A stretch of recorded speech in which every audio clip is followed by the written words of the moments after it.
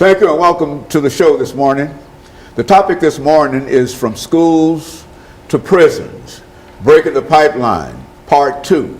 And we're fortunate to have with us to talk about From Schools to Prisons, Breaking the Pipeline, Miss Rashida Fatuga and Miss Sharice Hughes and Pastor KWalker.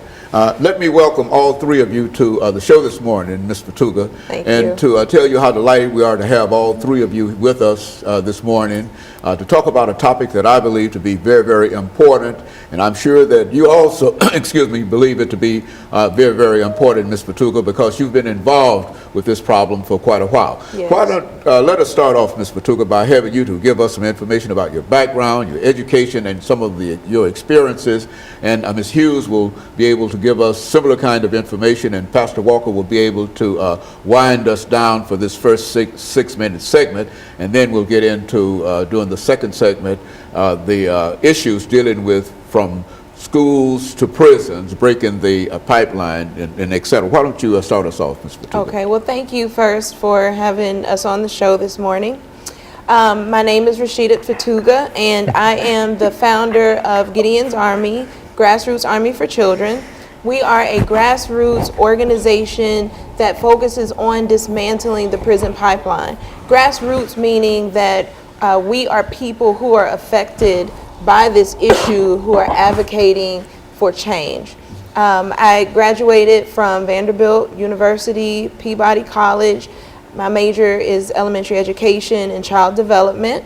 And I love Nashville so much that I decided to stay and really just give back to this city because I was given so much as a student in college.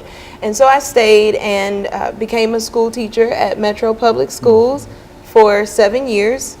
And then I left the school system and just started to really do a lot of research to understand a lot of the issues that I saw our kids having once they got out of elementary school and into middle school and high school. And I came to understand that there was a systemic issue that really needed to be addressed. Very good. Now, Ms. Hughes, what about you? Give us some information about your background, your education, and in a real sense, how you got to where we are now. Okay, well, my name is Miss Hughes, and I'm part of Gideon's Army nonprofit program, and I deal with mostly the teens, and I do little events called Peace Project. So every month we just come up with something to do, team-based, everything run by teams. I am a senior in high school this year. I'm getting ready to graduate, and pretty much everything I do is Gideon's Army. And so this is your last year in high school, and what are you planning on doing beyond high school, Ms. Hughes? In the summer, I'm going to get my CNA license for nursing and my dental programs, and I'm going to attend school for 2 years to get my associates and hopefully transfer to Vanderbilt for my 4 years. And of course, Pastor Walker, you know these two persons quite well, and why don't you, in addition to telling us how you became involved in this issue per se, why don't you tell us something about the two of them? Well, you know, Dr. Haney, personally, my interest is in people who are interested in helping people. You know, that's the whole calling on my life. You know, I came from a background of drug addiction. Spent 17 plus years of my life in active drug addiction and the like. Spent time in the prison system, and you know, and God called me into ministry. And as a minister, you know, my heart is for people. There's a compassion within me for people, to reach out to people. So when I see other people who are genuinely reaching out to people, who have a genuine concern, because there are people out here that are reaching out, but they're not reaching out with a genuine concern as far as to the outcome of the people whom they're reaching to. Let me give you an example. You've got people that are served on a soup line, but they're complaining and grumbling all the while they're on that line. They're just doing it because maybe their churches have they're gonna have a day to serve the homeless somewhere, and they just on the line, but it's not really in their heart to do it. So when I find people that's got this in their heart, you know, that's why you see me on your show oftentimes with different people, because these are people that I know that have a sincere desire to help other people. And then when I met Rashida some time ago over there in the NAACP office over on Jefferson Street, and she began to talk to me at that time about some of the things that she was doing and some of the things that she was ready to do. She was explaining to me some things about Gideon's Army, and somehow we got disconnected for a period of time. And then I got an email about an event that she was having concerning the school to prison pipeline, and I immediately wrote that on my calendar, immediately responded to her email, guaranteed her that I would be there. Not only did I come, but I brought another one of my associate ministers with me from the church, had another one scheduled to come. So I'm genuinely concerned with what they're concerned about. Very good. And of course, we're going to take our first commercial break, and then we'll have Ms. Hughes to give us some information during the second segment. And we'll be back with our audience following this very, very short commercial break.